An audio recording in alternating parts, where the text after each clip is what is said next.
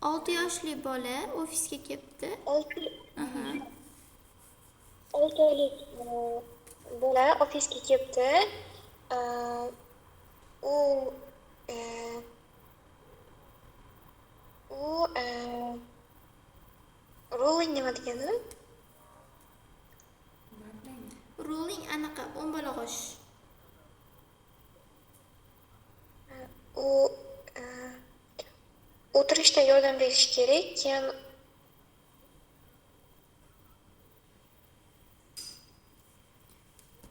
O'tiradi anaqa bilan. Yordam bilan o'tiradi. O'zi anaqa aylana oladi. Keyin babbling anaqa ovoz chiqaradi-yu, har xil ovozlar chiqara oladi.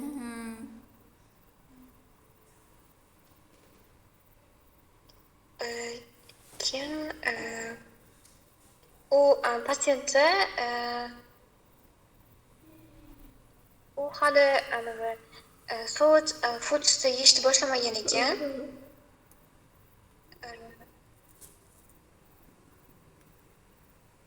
Ko'krak suti orqali anaqa qilar ekan. Ko'krak suti bilan boqilar ekan. Ko'krak suti orqali oziqlanadi. Keyin unda og'ir konsistensiya nima? Xullas anaqa qilgan. Nima edi? Defekatsiya vaqtida kuchli kuchanish bo'lgan. O'sha anaqa stulning najasini konsistensiyasi qattiq ekan. Ich qotyapti-da, constipation bor. Unda diagnozda congenital hypothyroidism mavjud ekan. Keyin yangi screening results'da levotiraxin beribdi 2 hafta davomida. Keyin u yana opti vitamin B va iron supplementslar opti. Unda boshqa xronik kasalliklar yo'q ekan.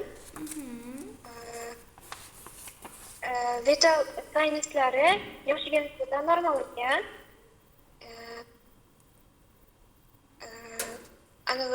Og'irligi yoshiga nisbatan katta ekan. Lekin uzunligi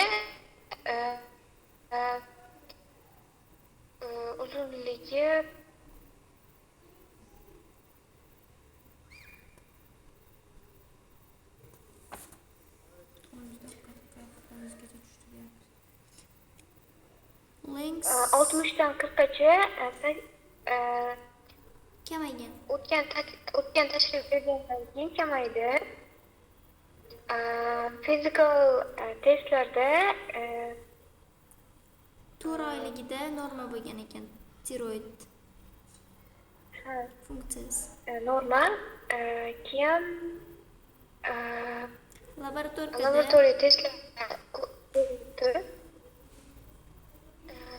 keyin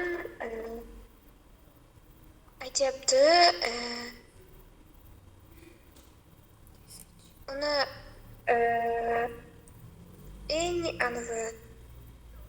eng most likely mexanizmi deyapti. Uni abnormal thyroid function testida eng muhimi deyaptimi?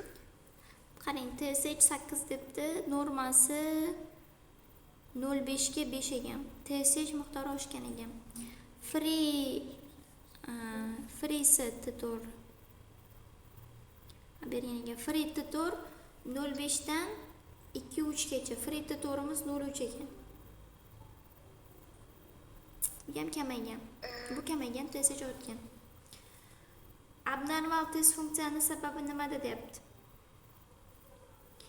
A javobda levotiraxin absorpsiyasi kamaygan. B javobda thyroxine binding globulin kamaygan. C javobda excessive thyroid supplementation bo'lgan. Ko'p berib olgan deyapti. D javobda dietada yetarli bo'lmagan yod bo'lgan. I javobda tiroid gormon rezistentlik. Levotiraxin olibdi. Levotiraxinga qo'shib vitamin D, iron supplementation olgan. Keyin bo'yi o'sishgan. 4 yosh 4 oyligida norma bo'lgan tiroid, hozir esa TSH ko'p, fritator kam. Nima sabab bo'lgan? Bu hipotiroidizm bo'ladi. O'zi congenital gipotiroidizm bor.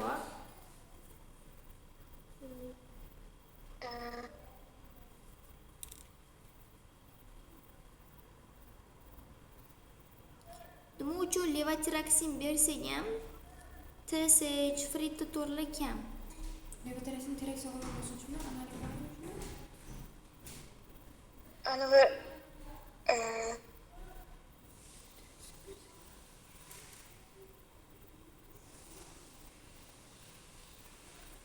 Qaysi javob? tiroid gormon dedim. Nimaligi? Tiroid gormon rezistentligi. Tiroid gormon rezistentligi. Unda nima bo'ladi? Miqdorlari kamayadimi? Gormonlarning? Hozir siz kimni testda ko'rdik? Rezistentlikdan. Hadijani testda ko'rdik. Yoki bo'lmasam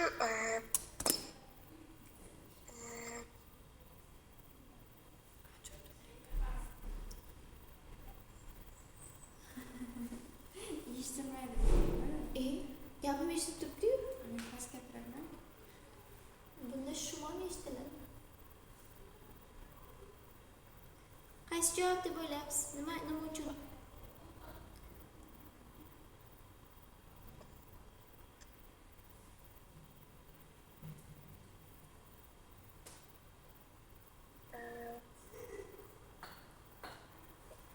levotiraxin ta'sir qilishi kamaygan degan javob olsak bo'ladi. Qaysi javob bu? Javob. Nima uchun?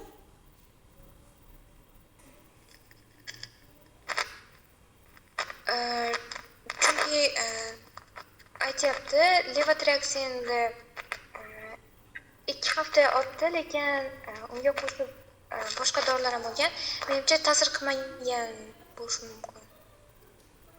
Nima ta'sir qilmagan? Levotiraxinmi? 2 haftaligida deyapti. 2 haftalik vaqtida yoshida. 2 haftalik yoshida levotiraxin boshlangan. Yo, 2 haftalik yoshini 2 haftaligida bergan. Plus unga daily vitamin bilan iron supplementation bergan. Xullas, javobingiz nima?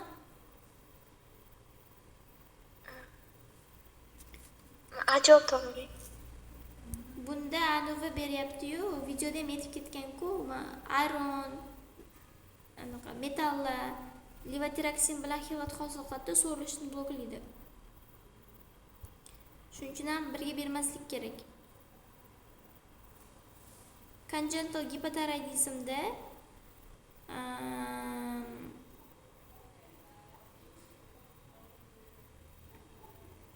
mana co-administration birga qo'llash turli xil anaqalarni, produktlarni yoki dorilarni, kalsiyni, ironda и antioksidantlarni, proton pompa ingibitorlarini, omeprazollarni, kalsiylarni, temirlarni o'sha levotiraxin bilan birga qo'llasak, levotiraxin so'rilmaydi.